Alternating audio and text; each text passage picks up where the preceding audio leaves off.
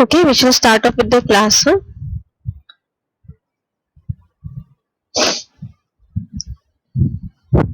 Did you guys all have lunch? Yes, ma'am. Okay, actually I just had lunch, so it took me some time. Okay, so sorry for the delay. Shall start.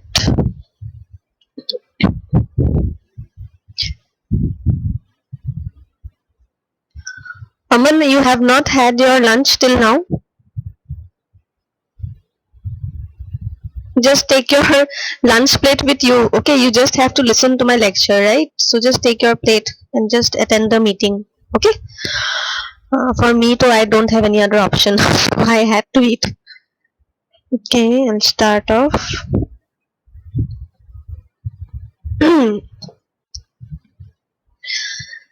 Okay guys, able to see my screen? Yes, ma'am. Okay.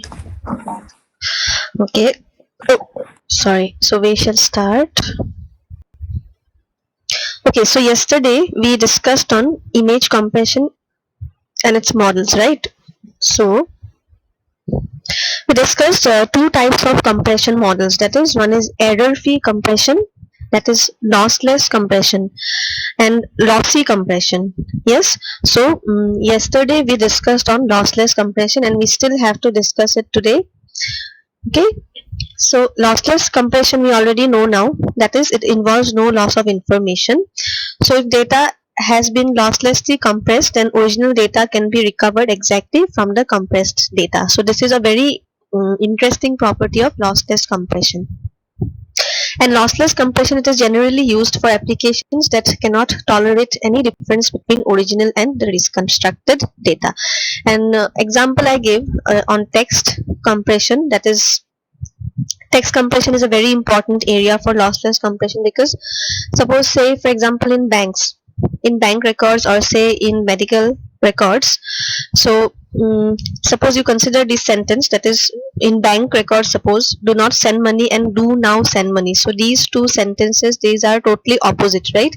So text compression is used in such forms in order to retain the original information. That is, sometimes it becomes very risky. Okay, it's because it becomes very risky. So text compression is a very important area for lossless compression, because it is important as the reconstruction is identical to original text, and very small differences can result in statements with different meanings. Okay, then we discussed on another example of taking a radiologist, that is Y and X. Yes. So then we discussed on what is like error-free compression types, right? And also error, that is lossless compression. This can be used in medical field, then business documents, etc. Okay, because these applications, this require no error in compression. It has to keep in mind that there is no error in compression. Okay, that is, for example, medical, business documents, etc. So it's very important in these fields. And CR, that is compression ratio, is expected to be from 2 to 10. Okay, and lossless compression, it uses, that is, it makes use of coding redundancy and interpixel redundancy. So these two redundancies. Okay, do you remember the types of redundancies? One is coding, one is interpixel. What is the other redundancy? We had three types. We discussed three types, right? So what is the other type? Psychovisual. Yes, psychovisual. So you remember, right? Okay, so today we'll discuss on types of lossless compression. That is, we discussed Huffman codes and run length encoding, right? So run length encoding, I won't discuss it again. I'll just revise. But yesterday you asked me how to code Huffman code, right? So I'll explain again, and then we'll go on to LZW and bit plane coding. So these four types we have it in our syllabus. Okay. So this is run length encoding. You already know. That is, it is stored as single data value and count. Suppose this is a string of letters or string of characters. This is, we have uh, actually this is 4a. Okay, so this is 4a, double b, triple c, and 2a. Okay, I think I made a mistake when I type mismatch. so this string can be represented as this is the solution, and this is nothing but run length encoding.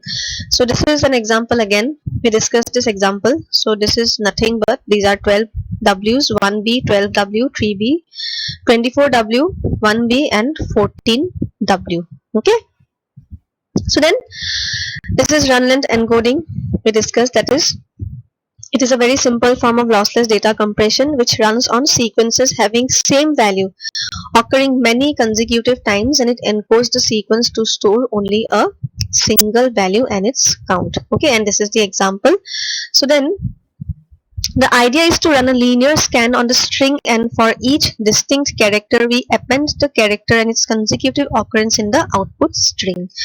So this is about run length encoding. Then coming on to Huffman coding.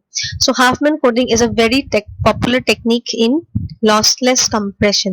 That is, it is used for removing coding redundancy. Mainly it is used in coding redundancy, and it is a variable length coding technique. Okay, it is not fixed length, it is a variable length coding technique.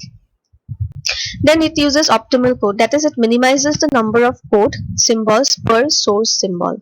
And Huffman coding, it yields the smallest number of code symbols as per source symbol. That is, symbols are encoded one at a time. So we'll see this with an example. So now we already know what is Huffman coding algorithm. That is, it uses variable length encoding, and we can exploit the fact that some characters occur more frequently than others in a text. Okay, we'll see this now. So this is like, if a text is given, how to reduce the amount of space required to store a character. So this is the answer. That is, we use variable length encoding. And suppose you are given a sequence of bits, then how to decode it uniquely. So this also we had done. That is, we consider a string of characters, say A, AA, B, A, C, D, A, B. This is a 8 character string, and it uses 64-bit storage. That is, this is fixed length encoding. So suppose now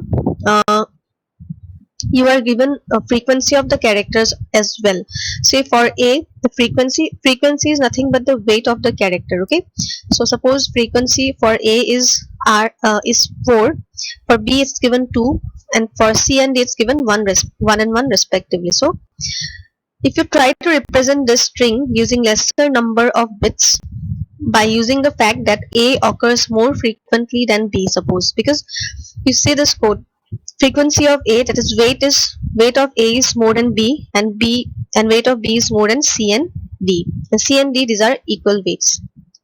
So if you try to represent the string using lesser number of bits by using the fact that A occurs more frequently than B and B occurs more frequently than C and D, so we start by randomly assigning single bit code 0 to A, then double bit code 11 to B, triple bit code 100 to C, and 0, 1, 1 to D.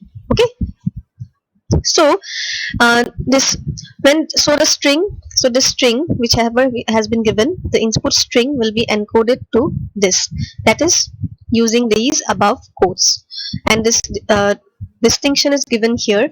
But the real problem lies in the decoding, because if it is of variable length, so this is a variable length because this length is 2 and this is 3, so it is of variable length. So if you try to decode this string, you will get a lot of decoding. Okay, you'll get a lot of decodings, and this leads to ambiguity. That is, it creates a lot of confusion. Why I'm saying that? Because see, suppose this is, when you decode this string, actually it is, it will be encoded to this. Yes, but decoding, what happens when you try to decode this and you want to get back to the original form? So when you suppose it should be this, but see how many types of decodings we get. Why? Because of this. Because a is 0, and that is starting of a is 0, that is only single bit, but starting for d, which is a 3-bit code, this is also 0, that is prefix of a and d, it is the same, and this is violating the prefix rule. So to prevent ambiguity in decoding, we'll ensure that our encoding satisfied what is called the prefix rule, which will result in uniquely decodable codes. Okay, and prefix rule states that no code is a prefix of another code. That is, no code, that is a can't be a prefix of the or vice versa. So by code we mean the bits which is used for a particular character, and this is the example, that is 0 is prefix of 011. This is violating the prefix rule. So if our code satisfies the prefix rule, then decoding will be unambiguous. Okay, so let's see. So again, the same example we take ABC, but this time D, it is taken the 3-bit code of 111. So using the above codes, again you encode this to this. Now we can uniquely decode this back to original AABACDAB. Why? Because now this is not violating the prefix rule. Okay. Now then we have Huffman coding. So these are some rules which you have to know before you proceed with Huffman coding. So now we know what is variable length encoding, and now we know what is prefix rule. So these terms, it may come for 1 or 2 marks. Okay, that it may ask what is difference between fixed length encoding and variable length encoding, or it may ask what is a prefix rule. Yes, so you should know these terms. Okay. Now, what is Huffman coding? So, Huffman coding technique, it works by creating a binary tree of nodes, and binary tree, you know, the concept of a binary tree. That is, a node, it can be either a leaf node or an internal node. Initially, all the nodes are leaf nodes, yes, which contains the character itself, that is, and the weight, that is the frequency of appearance of the character. Then internal nodes, it contain character, weight, and links to 2 child nodes. That is, binary tree consists of 2 child nodes, and as a common convention, the left child is represented by the bit 0 and the right child is represented by the bit 1. And a finished tree has n leaf nodes and n minus 1 internal nodes. Okay, and it is recommended that Huffman tree should discard the unused characters in the text to produce the most optimal code lengths. And optimal code, you know, that is, it tries to minimize the code. Okay, then so this is the algorithm. This is the, actually we use priority queue for building the Huffman tree, where the node with the lowest frequency is given the highest priority, and these are the complete steps. Okay, so you know this now. So using these steps we constructed this. Okay, so yesterday we took up one example, that is, we took up this example, right, that is considering some text of only A, B, C and D and E characters, and their frequencies were given as 15, 7, 6, 6 and 5 respectively. So, and this was the figure, right? So we discussed this yesterday, but today I'll discuss another example, because I want to explain it step by step. Okay, same thing, we take a character, we take this time 6 characters. Okay, A, B, C, D, E and F, and this is a string of characters, and each character is represented by weight, that is or frequency. That is, suppose character A, it has frequency of 5, B has 25, C has 7, D has 15, E has 4 and F has 12. So now let's start. Okay, let's see how it works. So according to Huffman coding, first we'll arrange all the elements or the values in ascending order of the frequencies. Okay, so this is the question. Okay guys, just take down the question, it will be easy for me to explain then.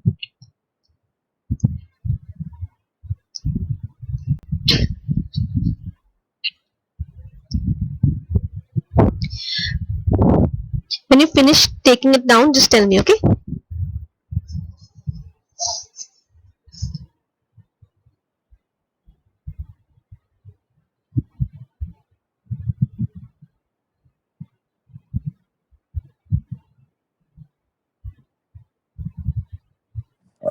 Done, ma'am.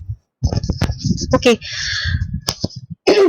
demo is done. What about the others? Done? Just take it down roughly, okay? Yes, ma'am. Done. Okay, so this is the question, that is we have to construct a Huffman tree by using these nodes. Okay, then let's start. So according to Huffman coding, first we have to arrange all the elements or the values in ascending order of the frequencies. Elements or values means these are the values, they are considering these as values. So suppose the lowest value is with E. So first we write E, then we write A, then C, then F, then D and B. So E, A, C, F, D, B, right? You can take down this sum. Okay, I'll anyhow share the PPT, but for your reference, you can note it down. Okay, then you'll remember also. If you write it down step by step, you can remember also. So we have arranged all the element values in the ascending order, that is from ascending to descending order. Okay, in the ascending order, sorry. Then now in step 2, insert first two elements which have smaller frequency. Okay, so it's telling that you have to insert first two elements or values. Okay, elements or values which have smaller frequency. So here you can see that E and A, see we have already arrange the values from smaller to larger frequencies, right? So just take these first two, that is E and A. These are two elements which have smaller frequency, so E and A. So draw the binary tree, arrange the binary tree in this manner. Okay, now again how will be the table in the next for step 2, the table will be this, that is now see E and A, this is separately 4 and 5 respectively, right? But now what you have to do, you have to add these two nodes. Okay, so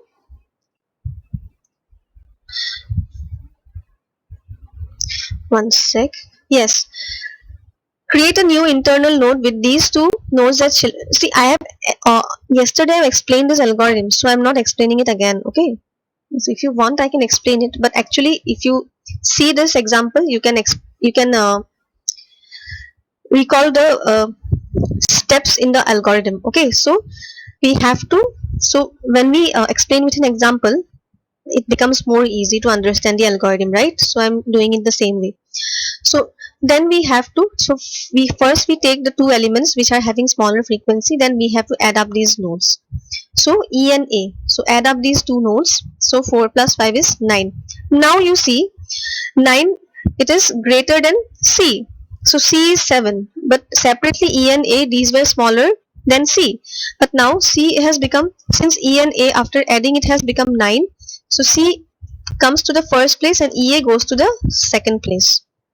And this is the table. This is the table for step 2. Okay. Then in step 3 you see taking the next smaller number and insert it at the correct place. Okay.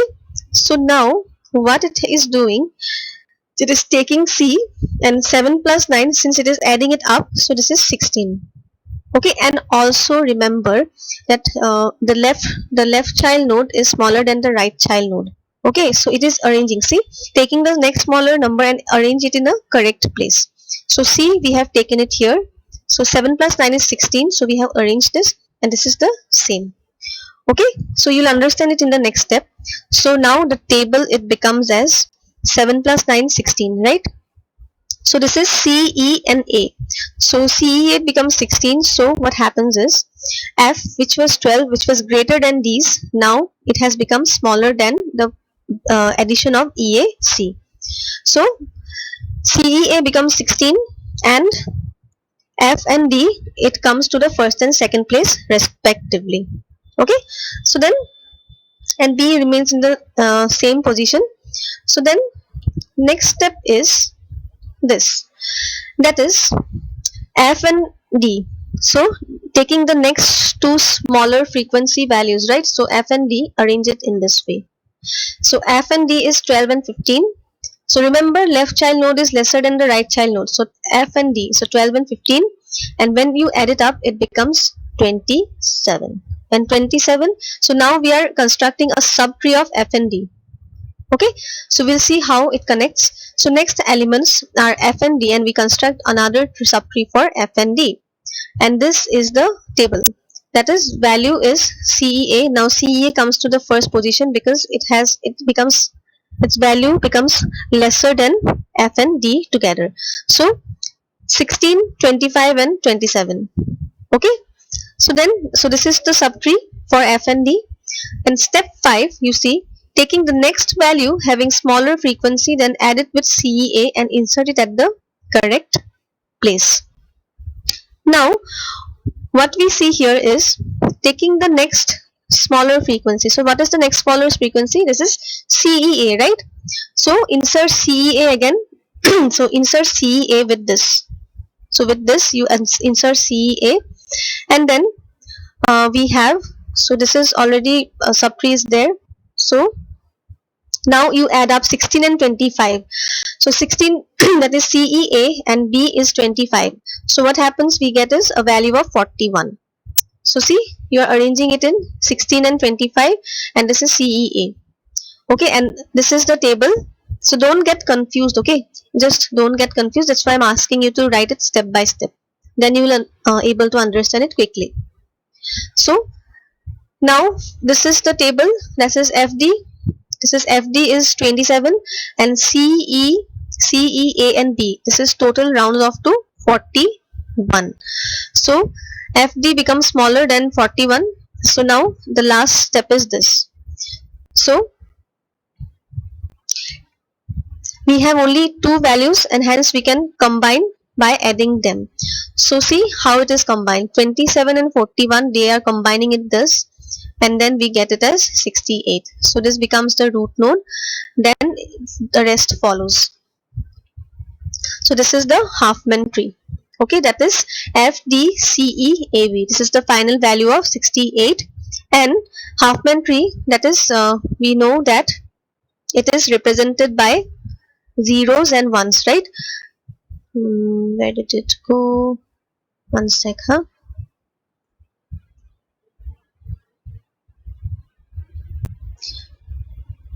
Okay, so just remember that left node, for the left node it is represented by 0, and the right node is represented by 1. So this is the Huffman tree. Okay, so this is one process. Okay, this is one process. Yesterday I explained it in another way, so I'll explain it again. So this is one process we use to explain the Huffman tree. Then, so this list contains only one element, that is FDCEAB, having frequency 68, and this element or value becomes the root of the Huffman tree.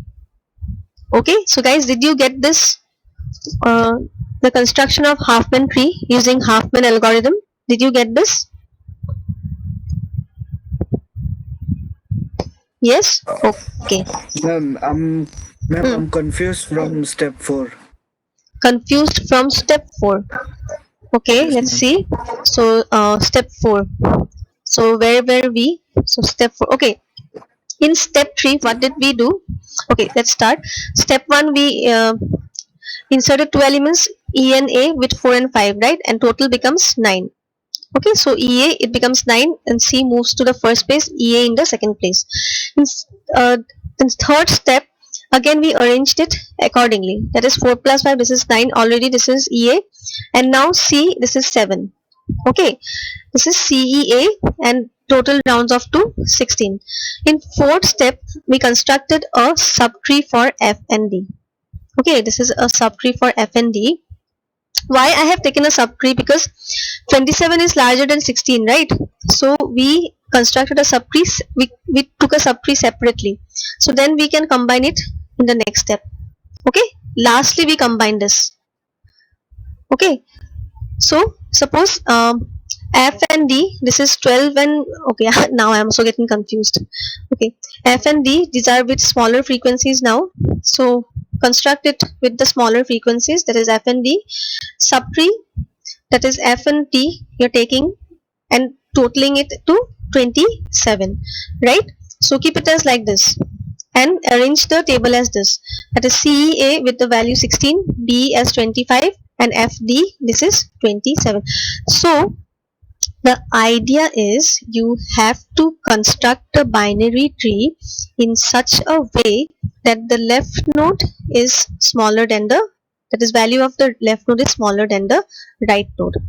Okay, so you have to arrange it in a particular way. That is when you, that's why I'm asking you to write it. Okay, actually if I get chalk and blackboard, then I could have explained it more easily. In slide presentation it becomes very difficult to explain. Okay, so this is subtree, you can explain. So now CEA comes to the first place, B25 second place, and FD, this is the last place. Okay, and always remember that the lowest frequency always gets the highest priority. Remember, okay, the lowest frequency element always gets the higher priority, that is the highest priority. Then we have again construct it. Then we have 41. Okay, so now 16, now they are taking the next element as B, that is B, this is 25 and B is here.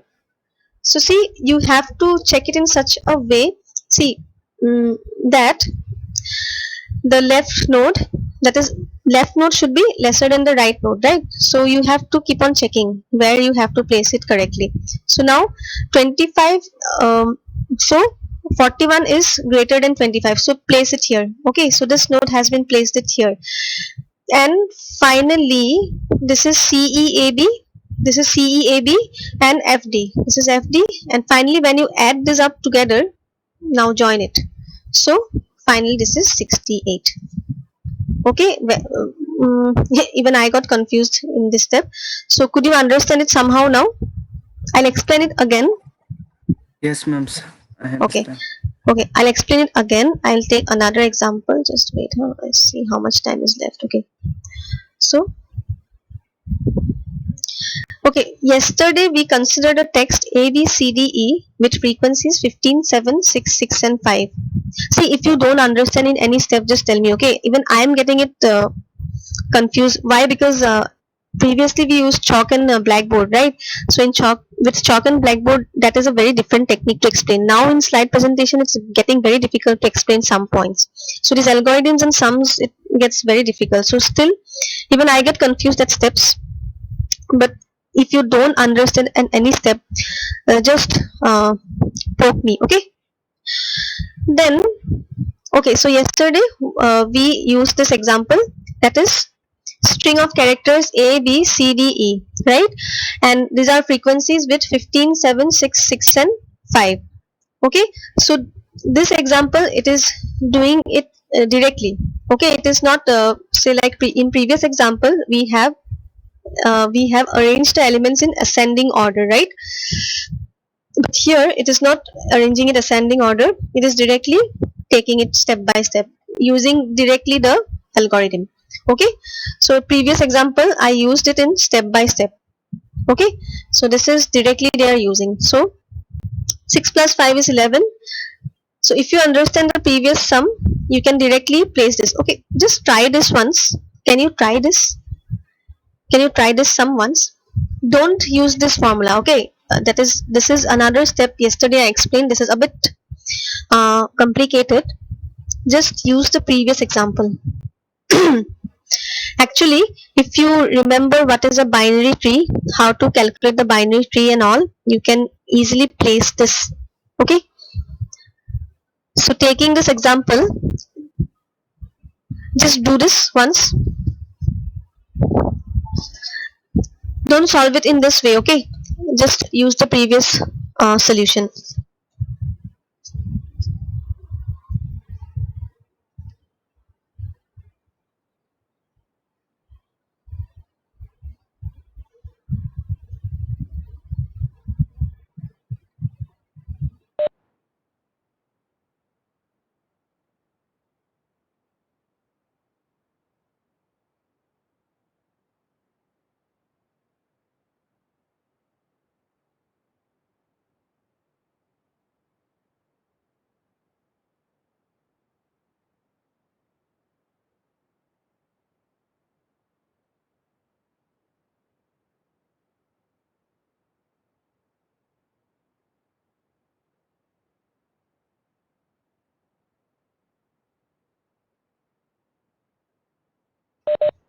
Are you able to solve this sum?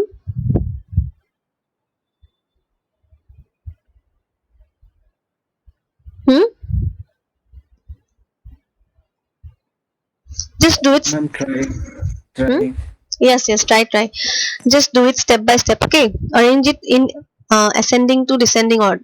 I mean from ascending order. That is 5, 6, 6, 7 and 15.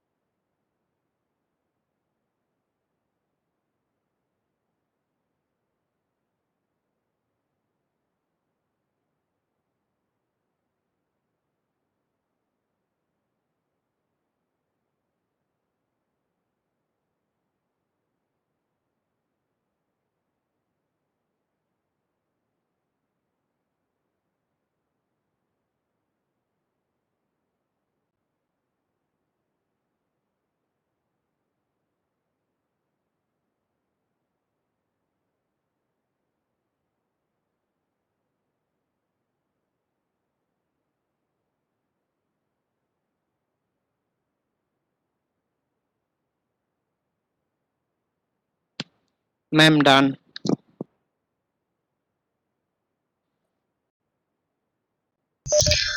Okay, so Orindam, you have solved it. So could you solve it using this previous technique, or did you use the second step? I mean second technique.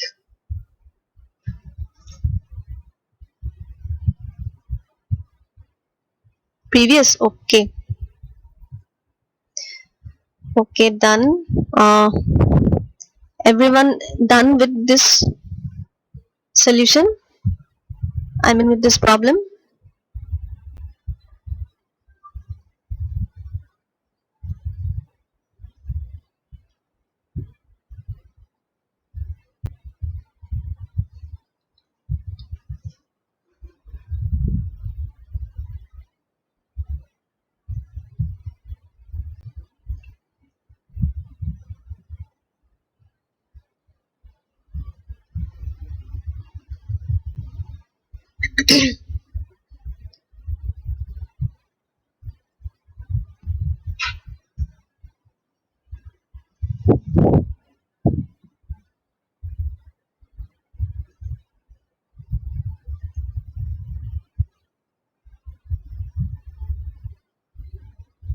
Okay, the answer look mirrored in the answer in the PPT. Fine.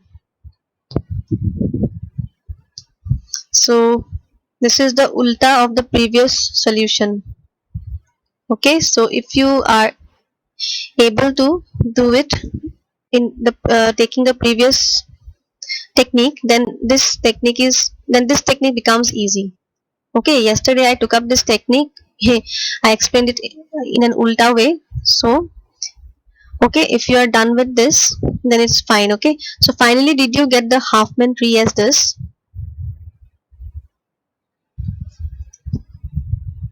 Hmm.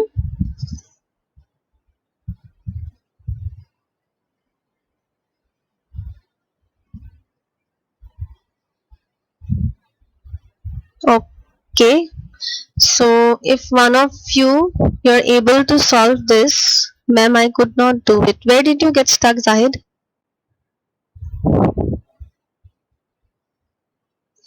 Just take down this example once. Okay, just take down this example and try to solve it ulta. That is taking the previous technique. Okay. Or anyway, after step 4 again, done, ma'am. Okay. I anyway. I'll give this PPT to you. You can use this for reference. I'll explain it again. The time is getting short actually. It will end. So I'll explain it again in the next class. So what I wanted to explain is LZW algorithm. Okay, I wanted to explain you LZW algorithm.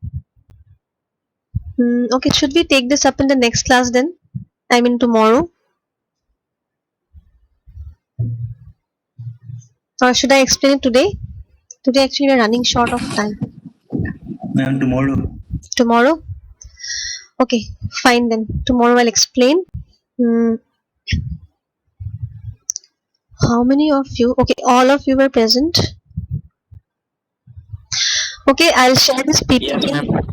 Okay, I'll share this PPT in the group. You can go through once. Just in step 4, you people got stuck, right? So I'll try to explain step 4 again. I'll have to see the sum again. Okay, so I'll see the sum again, and then I'll get back to you people tomorrow. Okay. Okay then. Done with today.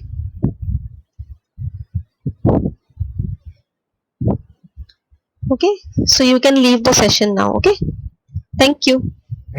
Thank you, ma'am. Thank you, ma'am. Okay.